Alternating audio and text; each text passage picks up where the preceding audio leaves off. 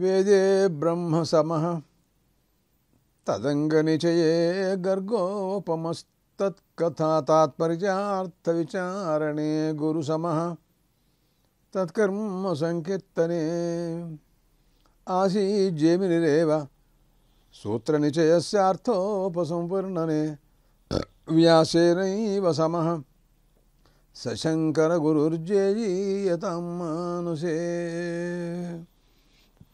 జ్ఞానేన రంసింహకర్కశ తర్కఖండే సింహాంశమేకమపి తద్వివిధం సమర్చ్య తేన స్వయం తదభవత్ గురురాజయోగాత్ శ్రీమండలీక గురుమండనమాశ్రితోహం. గరుడ పురాణం పితృయజ్ఞం అనే అంశాలపైన మహావిష్ణువు యొక్క దివ్యోపదేశాలు. దాంట్లో గయాక్షేత్రం మహిమ, గయాసురుడు శరీరం పైన బ్రహ్మగారు కర్మానుష్ఠానం, యజ్ఞయాగాది కర్మానుష్ఠానాలు చేస్తున్నారు. అతను కదలకుండా ఉంటే యజ్ఞం బాగా జరుగుతుంది, కానీ అటు ఇటు కదిలేడనుకోండి, ఆ అగ్నుడిని అటు ఇటు పడిపోయినాయి అనుకోండి, కర్మ పాడైపోతుంది. కానీ గయాసుర శరీరం చాలా పెద్దదండి, క్రోసులు దూరాలు ఉంది అని మనం ఇంతవరకే చెప్పుకున్నాం. క్రోశమేకం గయాశిర అని మామూలుగా చెప్పేటప్పుడు ఒక శ్లోకం అందరికీ వచ్చినది మామూలుగా చెప్తూ ఉంటారు. దాంట్లో ఎంత ఉన్నాడు, అతని యొక్క శరీరం ఎంతది అని మనం ఆలోచించినట్టయితే, పంచక్రోశం గయాక్షేత్రం 5 క్రోసుల దూరం ఉంది, విశాలమైనటువంటిది ఆ క్షేత్రం. క్రోశమేకం గయాశిర, ఒక కోసు దూరం శిరస్సు ఉందిట. అసలు శరీరం ఎంత ఉందో తెలియదు. అంటే గుర్తొస్తుంది భాగవతంలో మొట్టమొదట్లోనే పూతన అనే రాక్షస స్త్రీని పంపించాడు కంసుడు కృష్ణ పరమాత్మని చంపమని. అది బృందావనంలోకి వచ్చింది. మారువేషం, రాక్షసులకి మారువేషాలు ఉంటాయి కదా, పరమాత్మకి తెలుసు. అది పాలిచ్చి అతని ప్రాణాలు తీయాలి అని వచ్చింది. అది పరమాత్మ దానితో పాలు తాగడంతో పాటు దాని ప్రాణాలను కూడా తాగేశాడు ఆయన. డామ్మును పడిపోయింది. ఆ ఊరంతా కూడా పిశాచంతో వ్యాప్తమైపోయింది, అశుభమైపోయింది. ఇది చాలా అపవిత్రం అని అనుకున్నారు. ఆ శరీరాన్ని ఎవరు తొలగించలేకపోతున్నారు. దాని మించి బళ్ళు వెళ్ళిపోతున్నాయి, రైళ్ళు వెళ్ళిపోతున్నాయి, కాళ్ళు వెళ్ళిపోతున్నాయి. అంత శరీరం దానిది. తర్వాత ఎప్పటికో తీశారని భాగవతంలో కథ. అట్లాగే వీడి శరీరం అలాంటిది. సరే, ఇలా ఉంటూ ఉండగా తలకాయ ఇంత చేస్తూ ఉంటుండగా తలకాయ కాస్త కదిలిందండి. అరే, కదిలితే ఎలా కుదురుతుందండి? అనుష్ఠితే సతి తత్కాలే గయాసుర యాజ్ఞికాగ్నిజ్వాలాభి చికితశ్చికిత. అంటే మరి దాని మీద ఆహవనీయం, గార్హవచ్చం, దక్షిణాగ్ని, సభ్యము, ఆవసత్యం అని పంచాగ్నులు పెట్టి బ్రహ్మాండమైనటువంటి హోమాలు చేశారు. మామూలు మంట కాదు, మామూలు జ్వాల కాదు, మామూలు కాంతి కాదు. దాంతో మొత్తం మీద ఏదో కొద్దిగా వాటిలో తేడా వచ్చింది. చురుక్కు ముందు మరి ఏమిటో తెలియదు, శరీరం కదిలింది. శరీరం ఇప్పుడు ఏం చేయాలబ్బా, ఏమిటి అని వాళ్ళందరూ ఆలోచించి బ్రహ్మదేవుడు కదలకుండా ఉండటం కోసం ఏదైనా మార్గాంతరం చూద్దాము అని యమధర్మరాజు గారిని పిలిచాడు. ఏమో యమధర్మరాజా, నువ్వు పని చేస్తావేమిటి? వీడి తలకాయ కదులుతోంది, కదలకుండా ఉండటానికి ఓ మార్గం ఉంది. మీ ఇంట్లో ఒక రాయి ఉంది, నాకు తెలుసు. అంటే వాళ్ళ అమ్మాయి రాయి అయిపోయింది.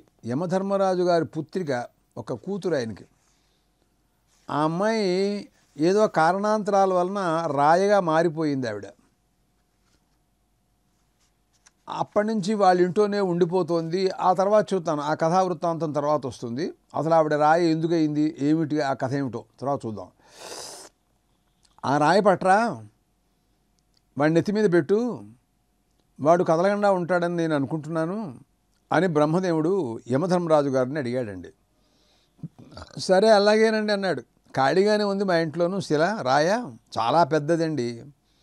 వాడి నెత్తి మీద పెట్టాడు. ఆ తర్వాత అయినా సరే ఆ రాయి పెట్టినా కూడా గయాసురుడు శిరస్సు మళ్ళీ చెలుస్తుంది. ఇదేమిట్రా బాబు, పెద్ద రాయి పెట్టారు, కొండరాయి అంత రాయి పెట్టారు నెత్తి మీద. వాడికి లెక్కలేదండి. మన ఆంజనేయ స్వామి సంగతి మీకు తెలుసు కదా, ఆయన మామూలుగా పర్వతం తీసేసి అమాంతంగా వాడి నెత్తి మీద పెట్టేస్తాడు. అది ఆయన దృష్టిలో ఒక గడ్డ లాంటిది. లెక్కలేదు అసలు. పర్వతాలతో చెట్లతో కొట్టుకోవటమే అది ఆ రోజుల్లో కథ. ఇది కృతయుగంలో సంగతి అండి. తర్వాత బ్రహ్మగారు రాయబెట్టినా కూడా వాళ్ళ అమ్మాయే, ఆ ధర్మవ్రత అనే ఒక ఆవిడ ఉండేది, కూతురు. ఆ కారణాంతరాల వల్ల ఆవిడ రాయి అయిపోయింది, ఇంట్లోనే ఉంటుంది. ఆ రాయి పెట్టించాడు. సరే, కదలటం మళ్ళీ మామూలే. అప్పుడు దేవతలందరినీ కూడా అడిగాడు. శంకరుడు, దేవేంద్రుడు, దేవతలు మీరందరూ వచ్చి వాడి నెత్తి మీద నుంచోండి అన్నారు. సరే అట్లాగే అన్నారండి వాళ్ళు. పాపం వాళ్ళందరూ కూడా గయాసురుడు రాక్షసుడు యొక్క శిరస్సును ఆక్రమించారు. ఆక్రమించినా కూడా వాడి తలకాయ కదులుతూనే ఉందండి. ఇంకా ఏమిటి, శంకరుడు మరి దేవేంద్రుడు, దేవతలు అందరూ కూడాను ఆక్రమించి కూర్చున్నారు శరీరం మీద, అయినా కదులుతోంది. ఏమిట్రా నాయన ఇది, మళ్ళీ మన బ్రహ్మగారి మళ్ళీ విష్ణుమూర్తి దగ్గరికి వెళ్ళాల్సిందేను, తప్పదిది అని అక్కడి నుంచి క్షీరాబ్ది పాలసముద్రం మీద ఉంటారు పరమాత్మ. సహస్రశీర్ష పురుష సహస్రాక్ష సహస్ర, మామూలు అక్కడికి వెళ్ళాలి, పురుషోత్తం చెప్పండి కుదరదు. సరే వెళ్ళాడు. అక్కడి నుంచి పురుషోత్తం ప్రారంభమైంది. అక్కడి నుంచి విష్ణుమూర్తి చూశాడు. బ్రహ్మదేవా, ఏమిటి మళ్ళీ పురుషోత్తం చదువుతున్నావు అని అడిగాడు. ఏం లేదు ప్రభు, మనం అందరం అనుకున్నాం వాడేమో శరీరం ఇచ్చాడు, యజ్ఞం చేయమన్నారు తమరు, నేను చేశాను, అయినా వాడి తలకాయ కదులుతూనే ఉంది. ఎలా కుదురుతుందండి ఇది? అప్పటికి నేను యమధర్మరాజు ఇంట్లో తన కుమార్తె రాయి అయిపోతే ఆ రాయి పెట్టించాను, రాతితో సహా కదులుతోంది శిరస్సు. శంకరుడు మొదలు దేవతలందరినీ కూడా కూర్చోబెట్టాను, అయినా కూడా కదులుతూనే ఉంది. తమరు ఏదైనా అనుగ్రహించాలి ప్రభువు, లేకపోతే కుదిరేటట్లేదు వ్యవహారం అని వెళ్ళి ప్రార్థించాడు. మహావిష్ణువు ఆలోచించి ఏం చేశారంటే, సశరీరాత్ కాంచన మూర్తిం ఆకృష్య నిశ్చలార్థం శిలాయాం, తన శరీరంలోంచి ఒకనొక శక్తిని ఒకటి పుట్టించాట. అప్పటికప్పుడు ఆయన ఒకనొక మూర్తి విశేషం, ఆయనలాగానే ఉంటుందో మరి ఏమిటో తెలియదు. అది ఒకనొక మూర్తిని పుట్టించి లాగి శరీరంలోంచి, ఇదిగో దీన్ని తీసుకెళ్ళి ఆ శరీరం మీద పెట్టండి, ఆ తలకాయ మీద పెట్టండి, చూస్తాను నేను ఏం జరుగుతుందో అన్నట్టండి ఆయన. సరేనని ఆ మూర్తిని తీసుకుని వాళ్ళు ఆ గయాసుడు శిరస్సు మీద పెట్టారండి. అయినా కదులుతూనే ఉంది అది. ఇదేమిట్రా బాబు? సరే అప్పుడు మళ్ళీ ఆయనకి మళ్ళీ కబురు చేశారు. మళ్ళీ సహస్రశీర్ష పురుష, మళ్ళీ తప్పదు, పాలసముద్రంలోకి వెళ్ళటం, సహస్రశీర్ష పురుష సహస్రాక్ష సహస్రపాత్ అని మళ్ళీ పురుషసూక్తం చెప్పడం. మళ్ళీ వచ్చారేమిటి ప్రభు అని అడిగారు. ఏం లేదండి, తమ మూర్తిని పెట్టినా కూడా కదులుతూనే ఉంది. ఓహో అలాగా, అయితే నేను వస్తున్నా పదండి అని చెప్పి ఒక గద ఉందిట అందే ఆయన దగ్గర. ఈ గదా వృత్తాంతం చాలా ఆశ్చర్యకరమైనటువంటి వృత్తాంతం. అది ఆయనకి ఎప్పుడో ఒకప్పుడు ఈ గద లభించిందిటండి.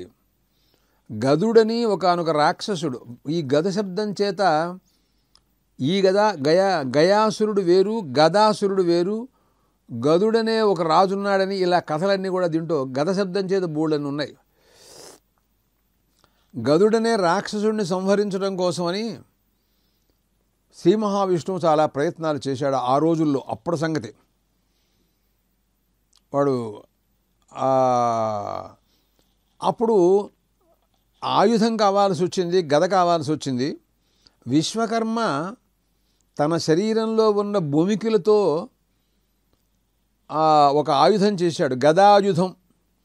గదుడనే రాక్షసుడిని చంపడం కోసమని గద అనే ఒక ఆయుధాన్ని సృష్టించాడు. గద అంటే మామూలుగా గద పుచ్చుకుంటే భీముడి దగ్గర గద ఉంటుంది చూడండి, ఆంజనేయ స్వామి కూడా గద పెట్టుకుంటారు భుజం మీద, అలాంటిది ఏదో సృష్టించాడు. అది శ్రీ మహావిష్ణువుకి ఇచ్చాడండి అని అగ్నిపురాణంలో ఉంది. ఈ రకంగా గదో నామసురో దైత్య, గదో నామాసురో దైత్య, నిహతో విష్ణునా పురా తదస్య నిర్మితాచార్య గదాయా విశ్వకర్మణ అనే అగ్నిపురాణంలో ఆయన గద అనేటటువంటి ఒకానొక ఆయుధాన్ని గదాసురుడనే రాక్షస సంహారం కొరకు విశ్వకర్మ తన భూమికలతో తయారు చేసినటువంటిది. ఆ సమయంలో హేతి అనే రాక్షసుని కూడా చంపేట శ్రీ మహావిష్ణువు. హేతిర్యో రాక్షసస్తస్మిన్ హతే విష్ణు పురంగతః. అంచేత ఆ సమయంలో ఆ యుద్ధంలో చాలామంది సహాయంగా ఉంటారుగా వాడికి. వాడు ఒక్కడే వస్తాడా యుద్ధానికి? ఇంకా కొంతమంది రాక్షసులు వస్తారు కదా. దాంట్లో హేతి అనే రాక్షసుని కూడా ఆ సమయంలో ఆ గదతో శ్రీ మహావిష్ణువు గదుడనేటటువంటి రాక్షసుడిని చంపినట్టుగా వాడిని కూడా చంపాడని పురాణాల్లో కనపడుతోందండి. ఇది మొట్టమొదట్లో సంపాదించినటువంటి గద. విశ్వకర్మ తను భూమికలతో తయారు చేసి శ్రీ మహావిష్ణువుకు ఇచ్చినటువంటి గద. ఇది ఆద్యా గద అంటారు దీన్ని. అంటే ఇంతకుముందు గద అనే పేరుతో లేవు అన్నమాట ఆయుధాలు.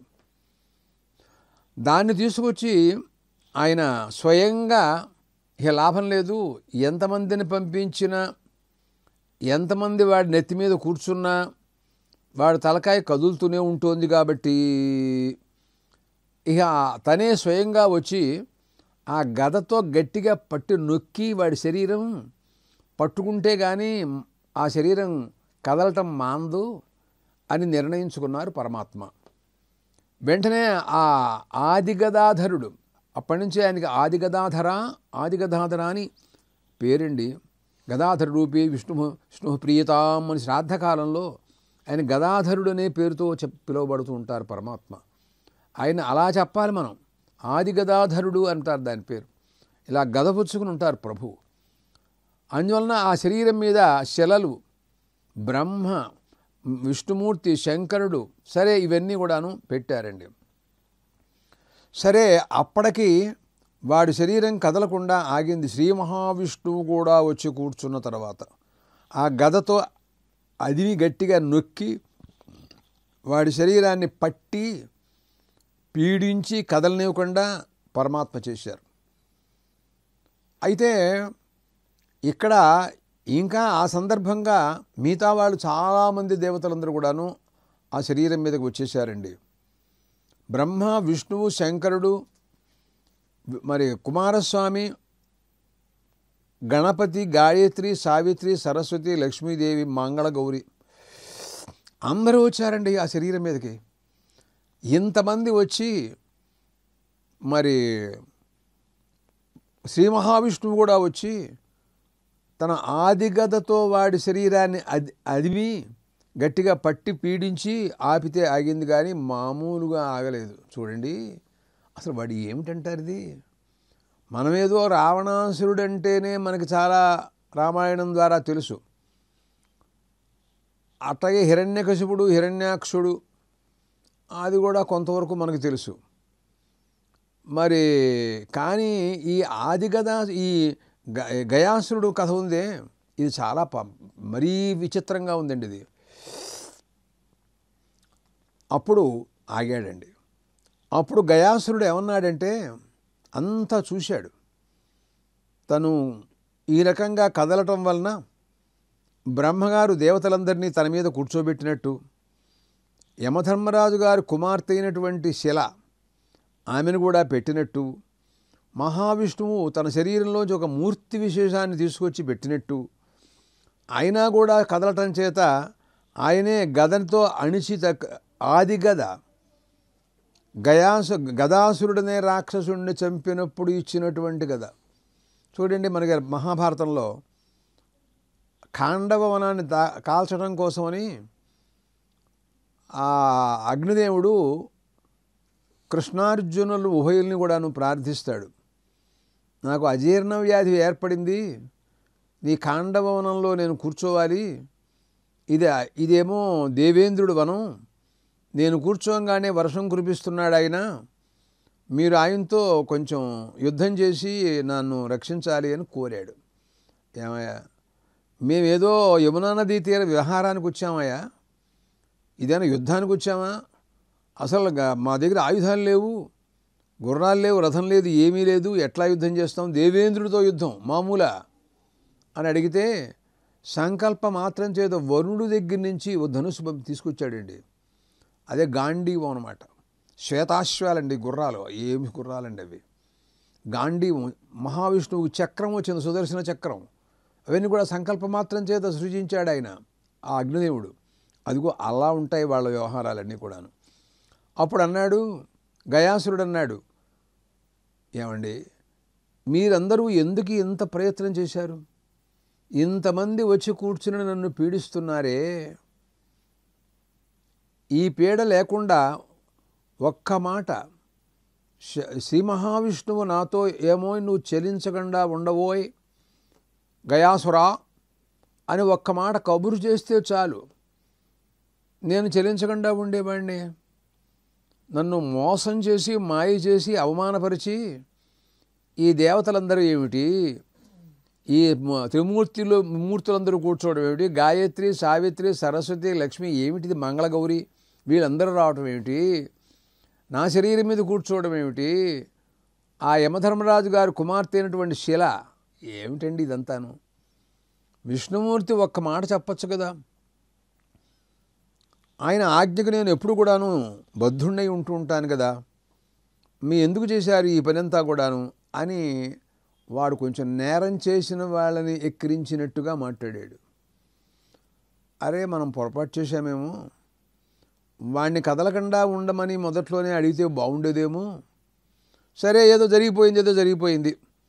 ఇప్పుడు వీళ్ళందరూ ఆలోచించి ఆ గయాసురుడు చెప్పిన మాటలకి వాళ్ళు ఏమన్నా అనుకున్నారంటే, గయాసురా ఓ పని చేద్దాం, మళ్ళీ ఏదైనా వరాలు ఇద్దాం వీడికి, మన మీద వాడు కోపం పోగేటట్టుగా వరాలు ఇచ్చేద్దాం అని వాళ్ళందరూ ఆలోచించి గయాసుడితో మాట్లాడారు. ఏమాయి నువ్వు ఓ పని చేయి, ఏదో చేశాం, నీకు ఏదైనా వరాలు ఇస్తాం, మా వల్ల అపరాధం జరిగింది అని నువ్వు అనుమానపడ్డట్లయితే మీకు వరాలు ఇచ్చి మా అపరాధాన్ని తొలగించుకుంటాను, నువ్వు వరాలు కోరుకోవచ్చు అని అడిగారు. వాడన్నాడు మంచి అవకాశం దొరికింది అనుకున్నాడు. సరే అక్కడి నుంచి అడగటం మొదలెట్టాడు. చూడండి, రావణాసురుడు అడిగిన దానికంటే తాతలాగా ఉంది హారం ఇది. వాడు గంధర్వ కింద కెంపురుషాదులు ఎవరు నాకు ఏం చేయకూడదని వాడు అడిగాడు. ఇదంటాడు, ఈ భూమండలం ఎంతవరకు ఉంటుందో, ఎంతవరకు పర్వతాలు ఉంటాయో, సూర్యచంద్రులు ఎంతవరకు ప్రకాశిస్తూ ఉంటారో అంతవరకు కూడాను నా యందు ఇదిగో యమధర్మరాజు గారి శిల, బ్రహ్మ విష్ణు మహేశ్వరుడు, ఇంకా సమస్తమైనటువంటి దేవతలు, ఇప్పటిదాకా చెప్పినటువంటి త్రిమూర్తులు, అలాగే వాళ్ళు లక్ష్మీదేవి, వాళ్ళు శక్తిత్రయం, వీళ్ళందరూ కూడా నా మీద ఉండాల్సిందే. వీళ్ళందరూ కూడాను ఎంతవరకు ఈ భూమండలం ఉంటుందో అంటే సృష్టి ఉన్నంతకాలం అన్నమాట. పైగా నా పేరుతో ఈ క్షేత్రానికి వ్యవహారము ప్రపంచంలో ఖ్యాతి రావాలి అని నా కోరిక అన్నాడు. మామూలుగా లేదండి కోరిక. గయోపిచ కరోద్యాగం. తర్వాత మరొక రహస్యం అండి. గయుడని ఒక ఆయన యజ్ఞం చేశాటండి ఇక్కడే గయాక్షేత్రంలోనే, గయాసుడు ఉన్న చోటే. చాలా గొప్పగా చేశాట. అసలు అన్నదానం చెప్పలేం, దక్షిణలో ఎంత ఇచ్చాడో తెలియదు అసలు. గయాపురి తేన నామ్నా పాండవా ఈజరేహర్యం.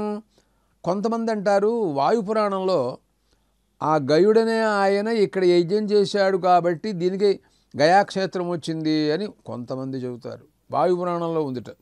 అంటే ఒక కల్పంలో అలాగూ ఒక కల్పంలో అలా ఉండొచ్చు కూడాను. పాండవులందరూ కూడాను అక్కడికి వచ్చినట్టు, వాళ్ళందరూ కూడాను యజ్ఞయాగాదులు చేసినట్టు, మహావిష్ణువుకి ఇవన్నీ కూడా చెప్పినట్టు, అది చాలా గొప్ప క్షేత్రం అని వాళ్ళందరూ భావించినట్టు అని ఇవన్నీ కూడాను మరో పురాణంలో మరో రకంగా కనపడుతున్నాయి. సరే, ప్రకృతంలో మనం గరుడ పురాణం వింటున్నాం కదా, దీంట్లో ఇతను ఏమని అడిగాడంటే, పంచక్రోశం గయా క్షేత్రం క్రోశమేకం గయాశిన తన్మధ్యే సర్వతీర్థాన్ని ప్రయచ్చంతు హితనృణాం అన్నాడండి. పంచక్రోశ దూరం ఉంది ఈ గయాక్షేత్రం. 5 క్రోశుల దూరం విశాలమైనటువంటి క్షేత్రం. నా శిరస్సు క్రోశ దూరంలో శిరస్సు ఉంది. బ్రహ్మదేవుడు ఇంకా దీన్ని యోగ ప్రభావం చేత పెంచాడు.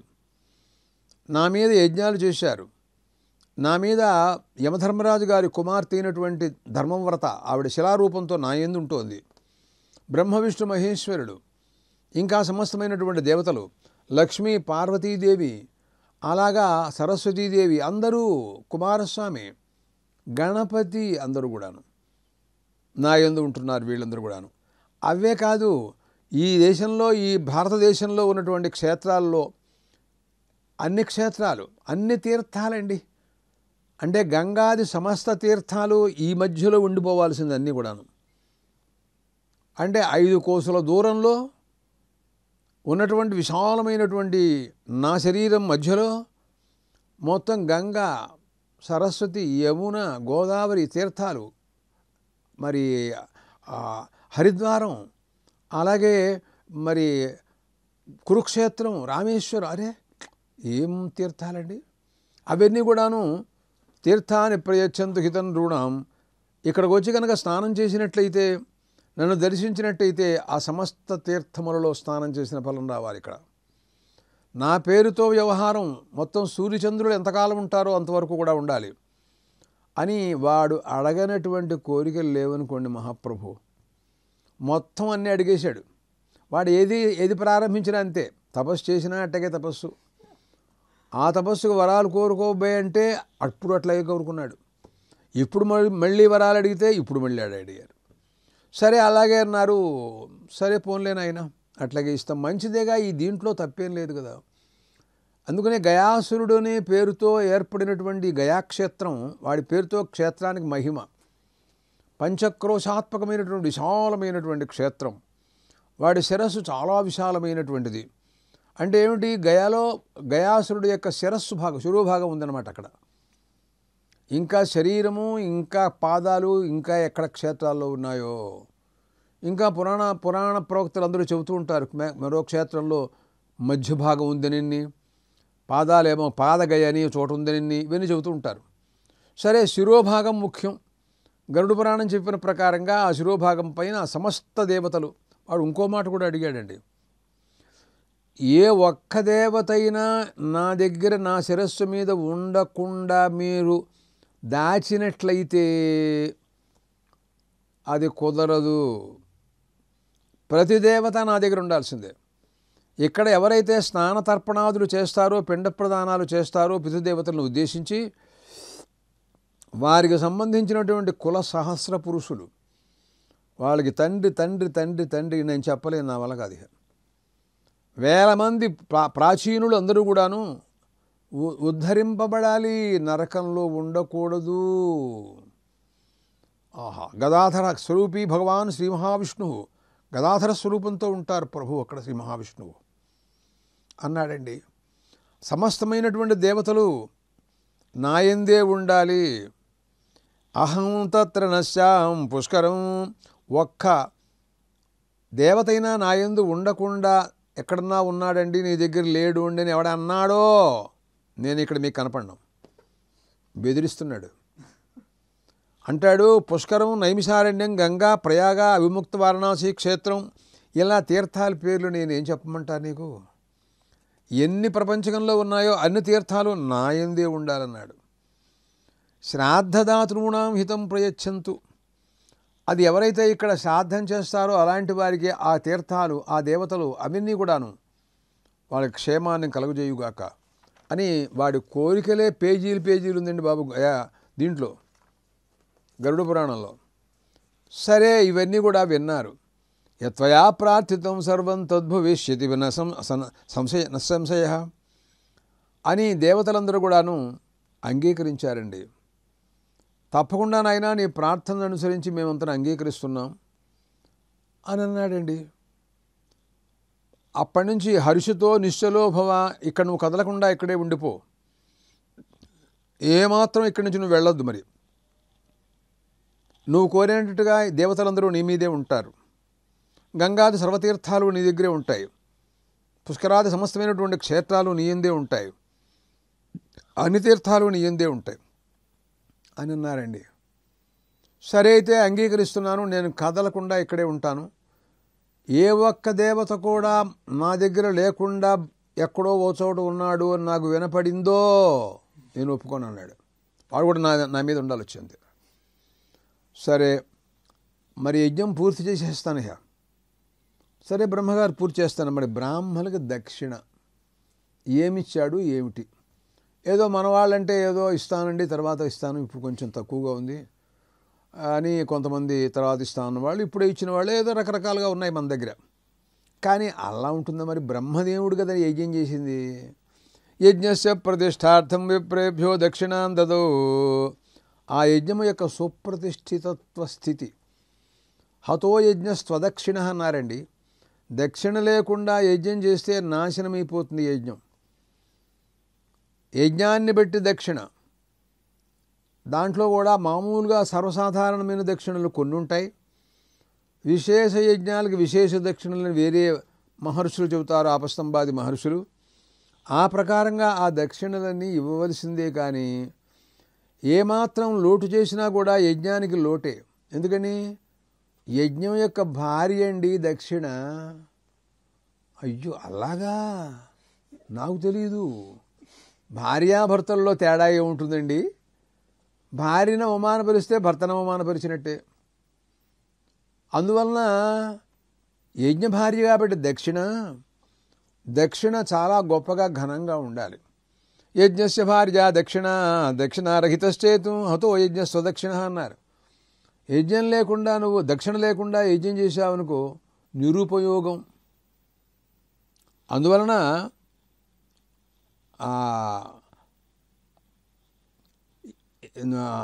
అతయేవ నచికేతుడు, మన నచికేతోపాఖ్యానం మన జ్ఞాపకం వస్తుంది. మళ్ళీ ఈ మాటలు వింటూ ఉంటే మనకు తెలుసు కఠోపనిషత్తు నచికేతుడు కథ. అది కూడా ఈ దక్షిణా ప్రసంగంలోనే బయలుదేరినటువంటి కథా వృత్తాంతం. అది కూడాను ఆయన విశ్వజిత్ యాగం చేశాడు. ఆయన రఘుమహారాజు గారు కూడా చేశాడండి. కాళిదాసు చెప్పాడు రఘువంశంలో. ఆయన చెప్పని విషయాలు ఉండవు. ఆయన్ని స్మరించకపోతే ఒక రోజున మనకు ఉపన్యాసం వెళ్ళదు అసలు. అలాంటి వాడు కాళిదాసు, ఆద్య గురువు మనకి.